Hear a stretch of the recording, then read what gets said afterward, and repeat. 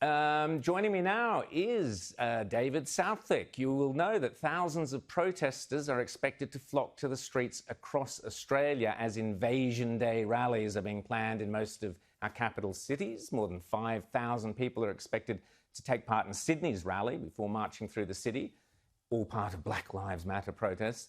And meanwhile, Melbourne is expecting similar numbers on their streets, despite the authorities' warning of coronavirus restrictions. But of course, hey, now Joe Biden's in the White House, suddenly, the lefties aren't so fussed about the pandemic anymore. Joining me, as I said, is David Southwick, Victorian Police Shadow Minister. David, great to see you. How are you, mate? Very good, thank you, Rowan. Good to see you. Great. So do you think we're actually going to see similar scenes to the protests that were last year? Are we going to see this sort of mass taking to the streets, Invasion Day rallies, all of the usual carry on? Yeah, well, it's interesting, Rowan. It's a bit of Groundhog Day. And I've got to say, in Victoria, you can protest as long as it's not against Daniel Andrews. And we saw that, certainly, where there was a very heavy-handed approach against those people who were protesting against Daniel Andrews' lockdown measures. But It was only in June where we had 10,000 people in the streets for the Black Lives Matter protest and not one fine issued, not one single fine. So it's absolute hypocrisy. It's double standard. And Daniel Andrews has come out and he said, well, people shouldn't protest. He said that before the Black Lives Matter protest in June. We fast forward to this protest that's scheduled for Australia Day, and it certainly does concern me. It's a double standard. No consistency. And I think people certainly appreciate the fact that everyone has a right to express their views, to protest, but we can't have double standards. We can't have inconsistency. And if there's a rule for one, it should be for all.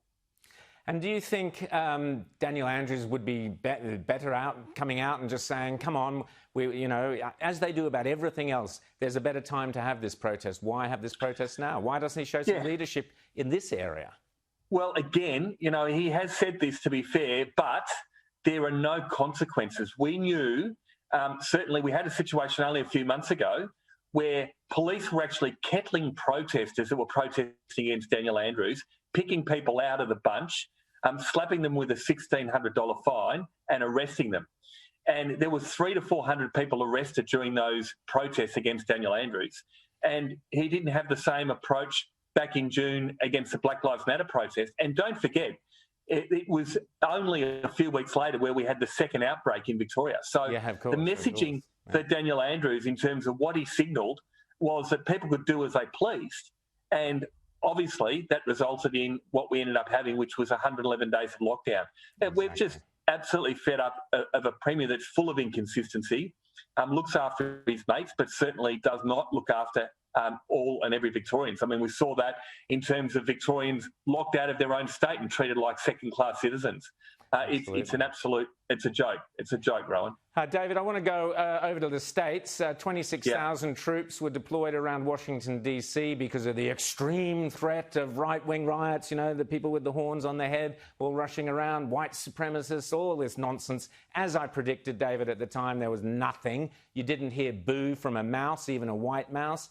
But in the ultimate irony, there were plenty of riots, looting and mayhem across the USA as Antifa, all the soldiers are in Washington, and Antifa and the mobs are out there in Portland, in Denver, burning flags, smashing windows in Portland. They were wielding clubs and shields in Ohio. David, is this yet another example of Joe Biden's national love, peace and unity at work? Well, again, I mean, no matter where you look, there is absolute inconsistency with the left. They play this kind of game as long as it suits themselves and as long as it suits their following. But, they absolutely just don't take any regard for anyone else that has a different view. And, it's not to say that everyone should be agreeing with one another, but there's got to be a fair approach, a reasonable approach. And, you've got this Joe Biden that wanted to, defund his police forces, and allow effectively people to run absolute riot.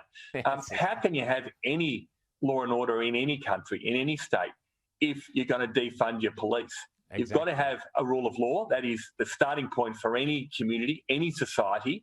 And when the rule of law breaks down and people are left to their own devices to riot, to cause mayhem, to allow people to be unsafe. Unfortunately, it is the underprivileged that are the ones that get hurt the most. Absolutely. And the very ones that Joe Biden and Daniel Andrews in Victoria that claim that they stand up for are the very ones that get hurt along the way. So yeah, absolutely. I agree with you totally. Just very quickly before we go, a few seconds left, your thoughts on Dan Andrews being sick of discussing Margaret Court. He claims her views cost lives. What's your response to that? Well, the last I saw, Daniel Andrews wasn't on the selection panel for the Australia Day Honours. Margaret Court is an exceptional tennis player, 24 Grand Slams. That's what she will be given this award for, not her political views.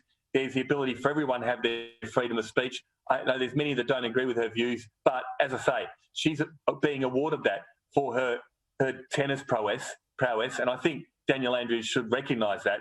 There are plenty of people on the left that have won Australia Day honours that many of us would not agree with their views, but they're allowed to get their honours, and they're rightly recognised for it. So, one rule for one rule for another. A bit of hypocrisy and inconsistency, but that's the one thing that we get from our Premier down in Victoria. He's consistent with his inconsistencies. David, I'm going to take, there are some honours that have been given to lefties. I'm going to take that as the understatement of the year.